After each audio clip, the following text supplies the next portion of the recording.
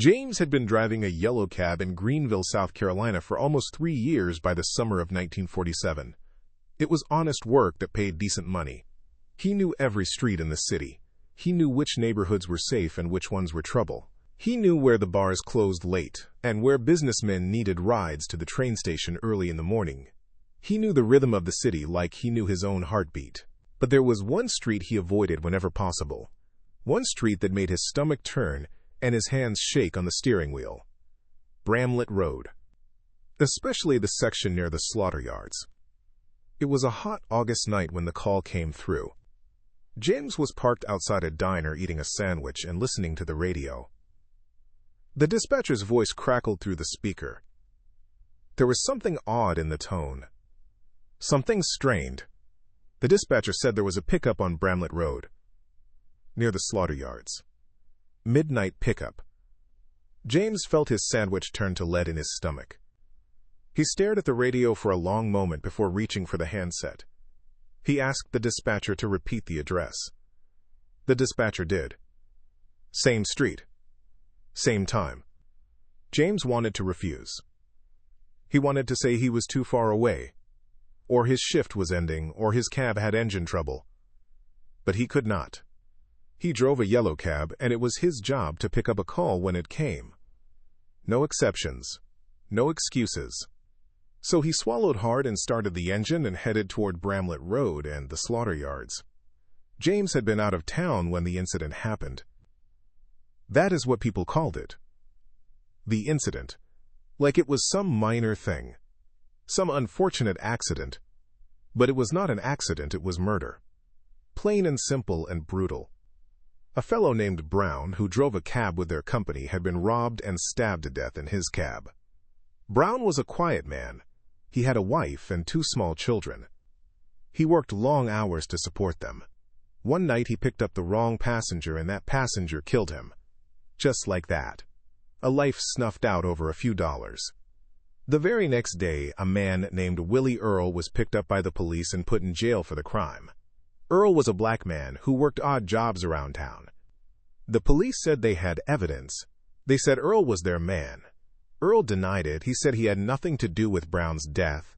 He said he was innocent. But the police did not believe him. They locked him up in the county jail in Pickens, which was about 20 miles outside Greenville. They said he would stand trial.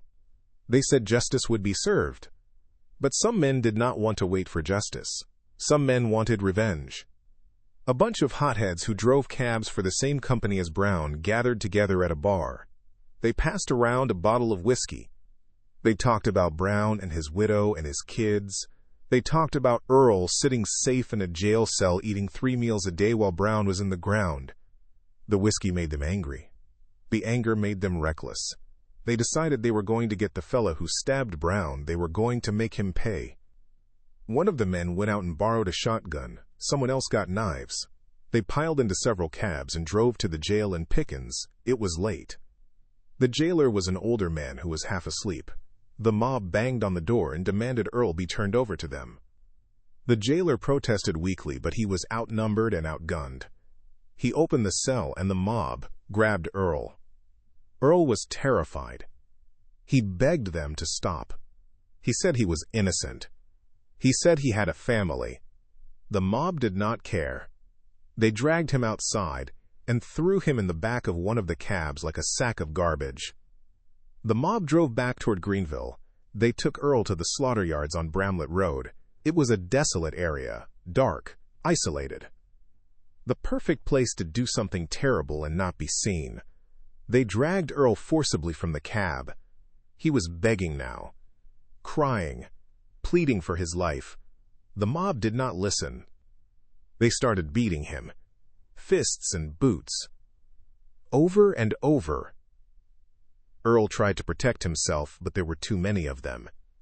A man pulled a knife and waded into the mob with it. He slashed at Earle, cut him, made him bleed. Earle shouted in agony. His voice rang out in the darkness. He cried, "Lord, you have killed me." Those were his last words. Because that is when the fellow with the shotgun stepped forward. He put the barrel against Earle's head. He pulled the trigger. The blast echoed across the empty yards. Earle's body jerked and fell. But the man was not done. He reloaded. He shot Earle again. Then he reloaded one more time and shot him a third time. They wanted to make absolutely sure he was dead. When the mob was satisfied that Earle was gone, they climbed back into their separate cabs. They fanned out. Each man headed back to the city by a different route. They thought they were clever. They thought they would get away with it. For a while it seemed like they might. But eventually, word got out. People started talking. The police had to investigate. 31 men were arrested for the crime. 31. It was a scandal. The trial made national news. But in the end, it did not matter. The jury was made up of white men from the area. They deliberated for a few hours and came back with a verdict. Not guilty. All of them. Not guilty. They walked free. After the incident, the slaughterhouse section of Bramlett Road got a bad reputation. No one in the cab company much liked driving there, especially at night. The road felt wrong. Cold. Heavy. Like the air itself was sick. Folks claimed it was haunted by the ghost of Willie Earle. Some drivers said they heard screaming when they drove past the slaughter yards. Others said they saw things. Dark shapes moving in the shadows. A figure standing by the side of the road. Most drivers just avoided the area altogether if they could. And if they could not avoid it, they drove fast with their windows up and their eyes straight ahead. James shivered as he pulled onto Bramlett Road that night. It was past midnight now. The street was dark and empty. No streetlights, no other cars. Just the pale beam of his headlights cutting through the blackness. He slowed down to look for his passenger. He drove past the entrance to the slaughter yards, the chain-link fence, the empty loading docks, the buildings hulking in the darkness like sleeping beasts. No one was there. The street was completely deserted. James parked the cab and checked his watch. Maybe the passenger was running late. Maybe they would show up in a minute or two. James got out of the cab to have a quick smoke while he waited. He leaned against the hood and lit a cigarette. The night was quiet. Too quiet. No crickets. No distant traffic. Just silence. A heavy, oppressive silence that made his ears ring. He took a drag from his cigarette and tried to calm his nerves. He told himself he was being foolish. There was no such thing as ghosts. Willie Earle was dead and gone. This was just a street, just asphalt and dirt. Nothing more. All at once, the temperature around him plummeted. It happened so fast that James could see his breath misting in the air. The cigarette fell from his fingers. He froze in place, suddenly terrified, though he could not say why. Then he heard it. A moan. Low and full of terror. It came from the other side of the road, from the direction of the slaughter yards. The sound scraped his nerves raw. It was the sound of someone in pain, someone afraid, someone dying. James wanted to run. He wanted to jump in the cab and floor it, but his body would not move. He stood there paralyzed as the moaning grew louder. Then he heard the unmistakable thud of hammering fists. Over and over. The dull, meaty sound of knuckles hitting flesh. The darkness around him seemed to come alive. Black silhouettes swirled and twisted. Dark shapes that looked almost like men. They were pounding on something. Or someone. James could see them now, shadowy figures in a circle, arms rising and falling, beating, kicking, the victim on the ground. James fumbled for the door handle of the cab. His hands were shaking so badly he could barely grip it. The metal was icy cold, colder than it should have been, so cold it burned his palm. He yanked the door open as a man's voice cut through the night. A scream of agony. "Lord, you have killed me!" The voice was raw and broken, full of pain and terror and the awful knowledge of death. James felt his blood turn to ice. Then a gun exploded. The sound was deafening. It echoed off the buildings and rattled James's skull. The man's cries were cut off instantly, replaced by silence. But the silence only lasted a second. Then the gun fired again, and again. 3 shots total, each one making James flinch. He threw himself inside the cab and slammed the door. His hands shook as he jammed the key into the ignition. The engine roared to life. James looked up through the windshield and his heart stopped. Standing in the road directly in front of the cab was a figure. a tall figure that glowed with a faint, sickly light. Just enough for James to see it clearly. The figure was a man, or had been a man. His head lolled to one side at an unnatural angle. His face was battered and bloody. One eye was swollen shut. His mouth hung open. His clothes were torn and soaked with dark stains. There were slash marks across his chest and arms, deep cuts that had bled heavily. And there was something wrong with his head. Part of it was missing, blown away. The ghost of Willie Earle stood in the road staring at James with his one good eye. The eye was full of sadness and pain and accusation. Why did you let them kill me? Why did no one help me? Why did they get away with it? James could not breathe, could not think. He stomped on the gas pedal. The tires squealed as the cab lurched forward. He swerved around the ghost, barely missing it. His heart hammered so hard it hurt his ribs. He could feel it trying to punch through his chest. James did not slow down. He did not look in the rearview mirror. He just drove, fast, reckless. He ran a red light, nearly sideswiped a parked car. He did not care. He needed to get away from Bramlett Road, away from that ghost, away from the memory of Willie Earle standing in the road with his ruined face and his accusing eye. James was still trembling when he slammed through the door of the cab company office a few minutes later. The dispatcher looked up, startled. He started to ask what was wrong, but James cut him off. James said he was quitting. Right now. Effective immediately. He was done. The dispatcher tried to argue. He said James could not just quit in the middle of a shift. James did not care. He grabbed his things from his locker, his jacket, his thermos, a few personal items. He stuffed them under his arm and headed for the door. The dispatcher called after him, asking what happened, asking if he was okay. James did not answer. He just walked out into the night and headed for home lickety-split.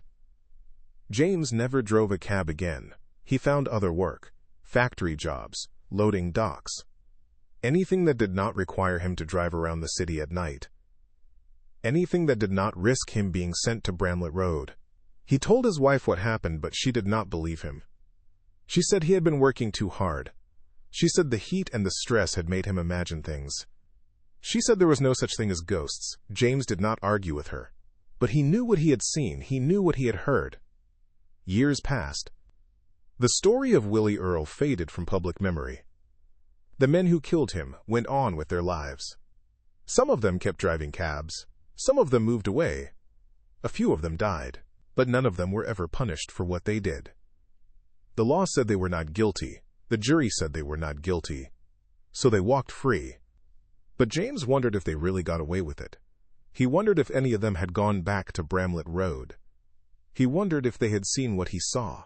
He wondered if Willie Earle appeared to them too, showing them his battered face, his ruined head, reminding them of what they did. James never went back to Bramlett Road. Not once in all the years that followed. When he had to drive somewhere that might take him near that area, he took a different route, a longer route. He did not care if it added 20 minutes to his trip. He would not go near the slaughter yards, would not drive past the spot where Willie Earle died, would not risk seeing that ghost again. Some people thought he was crazy. Some people thought he was just superstitious. But James knew better. He knew that some places hold on to their violence. Some places do not let go of the blood that was spilled there. And some ghosts do not rest until justice is served. The slaughter yards on Bramlett Road eventually closed down. The buildings were torn down. The land was sold. New businesses moved in. A shopping center. A gas station. The area changed. Modernized. But James still would not go there. Because he knew that you cannot erase history by putting up new buildings. You cannot wash away blood with fresh paint. The ground remembers. The air remembers. And Willie Earle remembers. James is an old man now. He does not drive much anymore. His eyes are not what they used to be. His hands shake. But sometimes late at night, when he cannot sleep, he thinks about that August night in 1947. He thinks about the ghost standing in the road. He thinks about the sound of that voice crying out, "Lord, you have killed me." He thinks about the 31 men who were never punished. He thinks about Willie Earle's family, his mother, his siblings, the people who loved him and lost him and never got justice. And James thinks about all the other Willie Earles, all the other men and women who were killed by mobs, lynched, burned, beaten, shot, all across the South, all across the country. Thousands of them, tens of thousands. Most of their killers never faced trial, never spent a day in jail, never paid for what they did. And James wonders how many ghosts there must be, how many spirits walking the roads and fields and forests, how many voices crying out in the darkness, how many places that are haunted not by demons or monsters but by the memories of human cruelty. James knows he was a coward that night. He could have stayed. He could have witnessed what was happening even if it was just shadows and echoes. He could have told someone. But he ran, just like everyone else ran, just like the whole town ran from the truth. They all knew what happened to Willie Earle. They all knew who did it. But they looked the other way. They stayed silent. They let it happen. And Willie Earle died alone and afraid in a slaughter yard while people who could have helped him did nothing. That is the real horror James carries with him. Not the ghost, not the supernatural vision, but the knowledge that evil happens when good people do nothing. That injustice thrives in silence. That Willie Earle's death was not an isolated incident. It was part of a pattern. A system.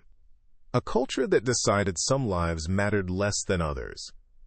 And that culture killed Willie Earle as surely as the shotgun blast that ended his life. James never went back to Bramlett Road. But Bramlett Road never really left him. It lives in his memory, in his nightmares, in the guilt he carries for being part of a company that employed killers, for driving the same kind of cab they used to kidnap a man, for living in a town that let them walk free. He cannot change the past. He cannot bring Willie Earle back. He cannot undo what was done. All he can do is remember and tell the story, and hope that maybe someday the world will be different, that maybe someday ghosts like Willie Earle can finally rest. But James doubts it, because as long as there is hatred and violence and injustice in the world, there will always be ghosts. There will always be spirits crying out for justice that never comes. There will always be dark roads and haunted places where the past refuses to stay buried. And there will always be people who see those ghosts and run away. Just like James did. Just like so many others have done. Running from the truth. Running from responsibility. Running from the ghosts we created with our silence and our cowardice and our willingness to look the other way. James is an old man now, and he knows his time is short. He wonders what will happen when he dies. He wonders if he will see Willie Earle again. He wonders if Willie Earle will forgive him for running away. Or if Willie Earle will look at him with that one good eye full of sadness and accusation and ask the question James has been asking himself for over 50 years. Why did you let them kill me? Why did no one help me? Why did they get away with it? James does not have an answer. He never did. All he has is the memory of that night. The ghost in the road, the voice crying out, and the knowledge that he was there. He saw it, and he did nothing. Just like everyone else. That is the story of James and Willie Earle and Bramlett Road. A true story, a horror story, but not the kind with monsters or demons, the kind with humans. The worst monsters of all. The story happened in 1947, but it could have happened anywhere. Could have happened any time. Because the capacity for cruelty lives in all of us. And the ghosts of those we wrong never truly go away. They wait. They watch. They haunt the roads we travel. And they remind us that justice delayed is justice denied.